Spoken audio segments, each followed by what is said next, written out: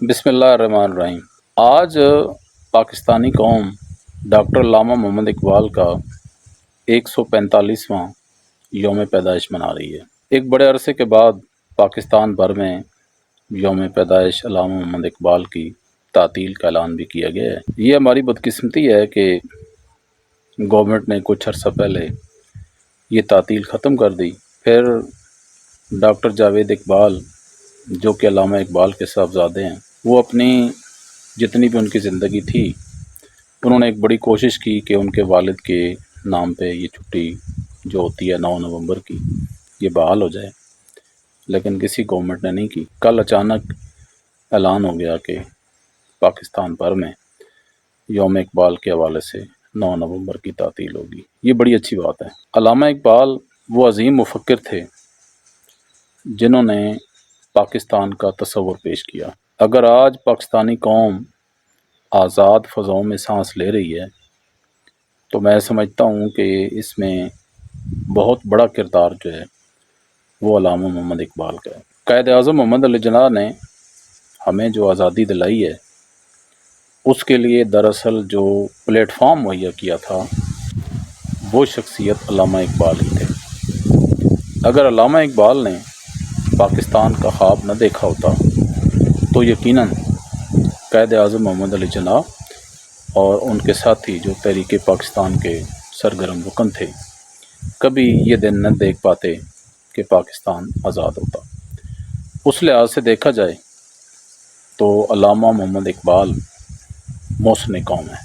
ہماری بدقسمتی یہ ہے کہ ہم نے علامہ اقبال کی شاعری کو پڑھا تو ہے لیکن سمجھا بالکل بھی نہیں ہے۔ علامہ اقبال کی فکر کو نہ پڑھا ہے نہ سمجھا ہے۔ علامہ صاحب کی جو شاعری ہے وہ کوئی عام شاعری نہیں ہے، دراصل وہ قرآن مجید کی ایک قسم کی تفسیر ہے جو انہوں نے اپنی شاعری میں بیان کی ہے۔ شاعری کو تو دراصل انہوں نے ایک ذریعہ اظہار بنایا ہے کہ اپنی بات عوام تک پہنچانے کا ایک ذریعہ بنایا ہے۔ اور اقبال خود کہتے ہیں کہ وہ کوئی شاعر نہیں ہے، وہ اللہ کے ولی ہیں، اور ولی نے اپنی بات عوام تک پہنچانے کے لیے جس چیز کا سہارا لیا ہے وہ چیز ان کی شاعری ہے۔ پھر ان کی شاعری دو بڑی زبانوں میں ہے، ایک اردو میں ہے اور ایک فارسی میں ہے۔ ہماری قوم کی دوسری بدقسمتی یہ بھی ہے کہ اقبال کے دور میں تو بر صغیر میں فارسی تھی اور اب تو فارسی یہاں پہ ناپید ہو چکی ہے۔ ہمارے چاند ایک ادارے ہیں جہاں پہ فارسی پڑھائی جاتی ہے، ورنہ عام اداروں میں تو فارسی کا کہیں نام و نشان ہی نہیں رہا۔ اور جہاں پہ فارسی ہے یعنی ایران میں، تو وہاں پہ اگر دیکھا جائے تو آج بھی ایران والے علامہ اقبال کو اپنا پیر مانتے ہیں، اپنا مرشد مانتے ہیں، جبکہ ہم نے فارسی تو فارسی، ہم نے تو علامہ اقبال کی اردو شاعری کو بھی نہ کبھی پڑھنے کی کوشش کی ہے اور نہ کبھی سمجھنے کی کوشش کی ہے۔ یہ صرف حال ہمارے طلبہ کا نہیں ہے، ہمارے بچوں کا نہیں ہے، بلکہ ہم جو بڑے ہیں جن کا شمار پڑھے لکھے لوگوں میں ہوتا ہے وہ بھی علامہ صاحب کی شاعری کو اس طرح نہیں سمجھتے جس طرح ہمیں ان کو سمجھنا چاہیے۔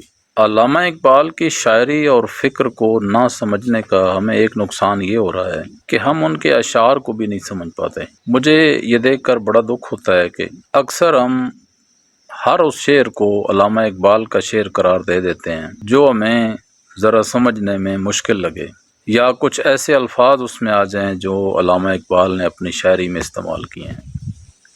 مثال کے طور پر ایک شعر ہے کہ تندیے باد مخالف سے نہ گھبرائے عقاب، یہ تو چلتی ہے تجھے اونچا اڑانے کے لیے۔ اس میں عقاب کا جو لفظ آیا ہے وہ چونکہ علامہ اقبال نے اپنی شاعری میں بہت زیادہ استعمال کیا ہے، شاہین کا لفظ ہے، عقاب کا لفظ ہے، تو یہ شعر علامہ اقبال کا نہیں ہے بلکہ یہ سیالکوٹ کے ہی کوئی شاعر ہیں، اب نام تو میرے ذہن میں نہیں ہے، صادق سیالکوٹی ہیں یا یعقوب سیالکوٹی ہیں، ان کا یہ شعر ہے، تو اسے ہم نے علامہ صاحب کے ساتھ جوڑ دیا ہے۔ اسی طرح ایک اور شعر ہے، خدا نے آج تک اس قوم کی حالت نہیں بدلی، نہ ہو جس کو خیال آپ اپنی حالت کے بدلنے کا۔ یہ شعر ہم علامہ اقبال کے ساتھ جوڑ دیتے ہیں، جبکہ یہ شعر بھی علامہ اقبال کا نہیں ہے بلکہ یہ مولانا ظفر علی خان کا ہے۔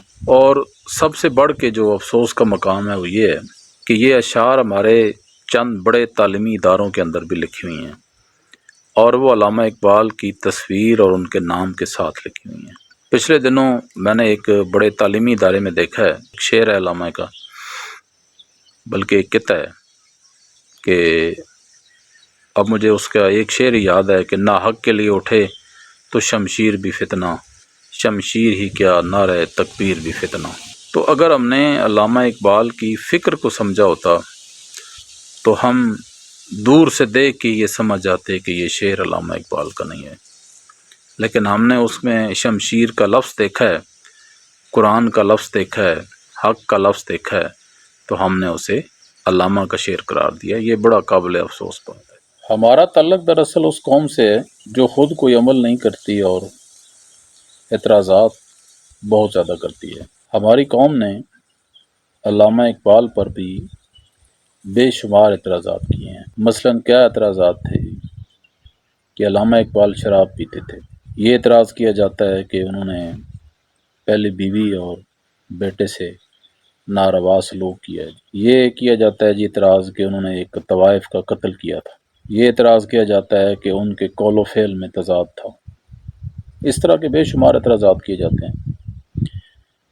ان تمام اعتراضات میں کسی لحاظ سے بھی کوئی صداقت نہیں ہے، یہ بالکل جھوٹ پر مبنی ہے۔ انگریز سے وفاداری کا اعتراض کیا جاتا ہے کہ وہ انگریز سے وفادار تھے۔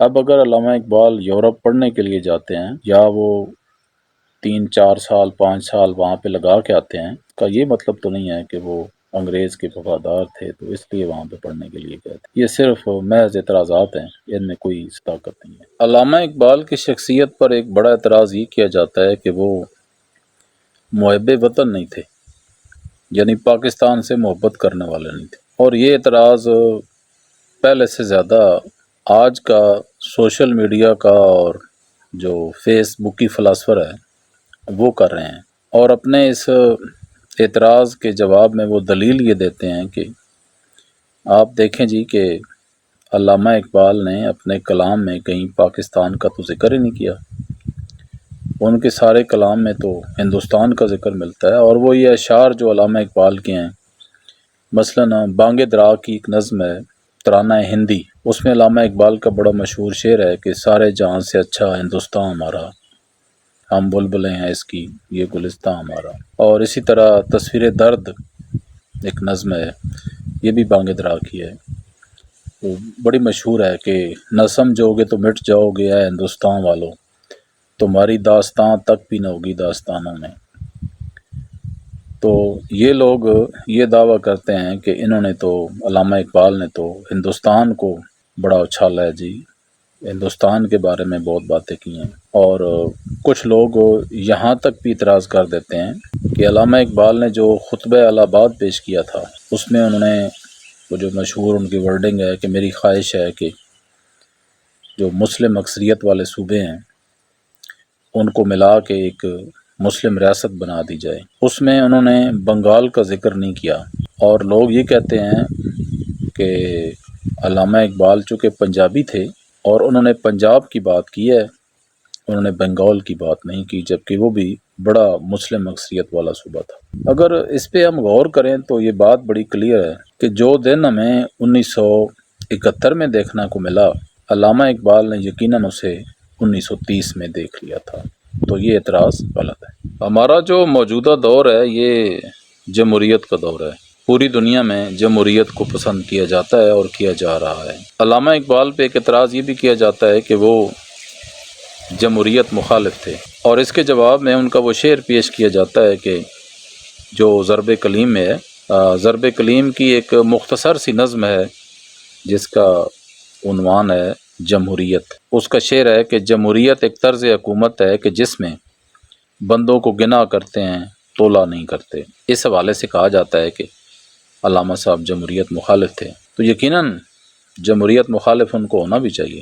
اس کی وجہ کہ جمہوریت کوئی اسلامی نظام حکومت نہیں ہے، اور یہ بھی انہی لوگوں کو لایا ہوا نظام حکومت ہے جنہوں نے اس سے قبل بادشاہت کو لایا تھا۔ علامہ اقبال کی جو آخری کتاب ہے ارمغان اعجاز، اس کا جو اردو حصہ ہے اس کی اگر آپ پہلی نظم دیکھیں تو اس کا عنوان ہے ابلیس کی مجلس شورا۔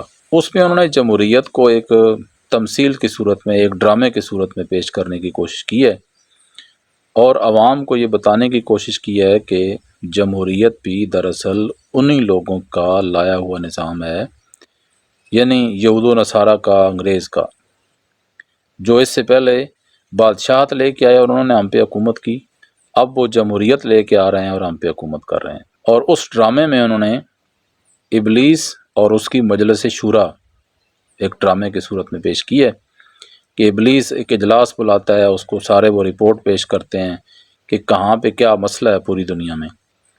تو جو مسئلہ پیش کیا جاتا ہے وہ سارے یہ کرتے ہیں کہ جی ہم جمہوریت آ رہی ہے پوری دنیا میں تو ہم اس وجہ سے پریشان ہیں کہ اب تو عوام کی اپنی حکومت ہوگی۔ تو جب ابلیس یہ سنتا ہے تو وہ کہہ کا مارتا ہے اور کہہ کا مار کے کہتا ہے کوئی بے وقوفو، یہ بھی ہمارا ہی لایا ہوا نظام ہے۔ تو اس کا مطلب ہے کہ علامہ نے اس وقت بھی جمہوریت کو سمجھ لیا تھا۔ میری اس ساری گفتگو کا خلاصہ یہ ہے کہ ہمیں علامہ اقبال کی فکر اور ان کی شاعری کو سمجھنے کی شدید قسم کی ضرورت ہے، کیونکہ شاعر مشرق نے زندگی کے ہر میدان میں ہماری رہنمائی کی ہے۔ آپ ان کا عشق رسول ہی دیکھ لیں، شکوہ اور جواب شکوہ ان کی بڑی طویل نظمیں ہیں۔ شکوہ کے بعد جب جواب شکوہ آتا ہے اور اس کا آخری شعر کہ کی محمد سے وفا تو نے تو ہم تیرے ہیں، یہ جہاں چیز ہے کیا لوح و قلم تیرے ہیں۔ میں سمجھتا ہوں کہ یہ شکوہ اور جواب شکوہ دونوں ہی نعتیں ہیں، کیونکہ ان کا جو آخری شعر ہے وہ حضور کی شان میں لکھا گیا ہے۔ پھر ان کا بڑا مشہور شعر ہے کہ جس میں وہ ہمیں عمل کی تلقین کرتے ہیں کہ عمل سے زندگی بنتی ہے جنت بھی جہنم بھی، یہ خاکی اپنی فطرت میں نہ نوری ہے نہ ناری ہے۔ اور مجھے علامہ کا شعر بڑا پسند ہے، الفاظ و معانی میں تفاوت نہیں لیکن ملا کی اذاں اور مجاہد کی اذاں اور۔ وہ ہمیں دراصل مجاہد بن کے اذان دینے کی تلقین کر رہے ہیں، اور ہمیں آج ضرورت بھی اسی چیز کی ہے کہ ہم ملا بن کے اذانیں نہ دیں بلکہ مجاہد بن کے اذانیں دیں۔ میری دعا ہے کہ اللہ تعالیٰ ہمیں فکر اقبال کو سمجھنے کی توفیق نصیب عطا فرمائے۔ جب ہم فکر اقبال کو سمجھ لیں گے تو پھر ہمارا یوم اقبال منانے کا اصل مقصد بھی پورا ہوگا۔ بہت شکریہ۔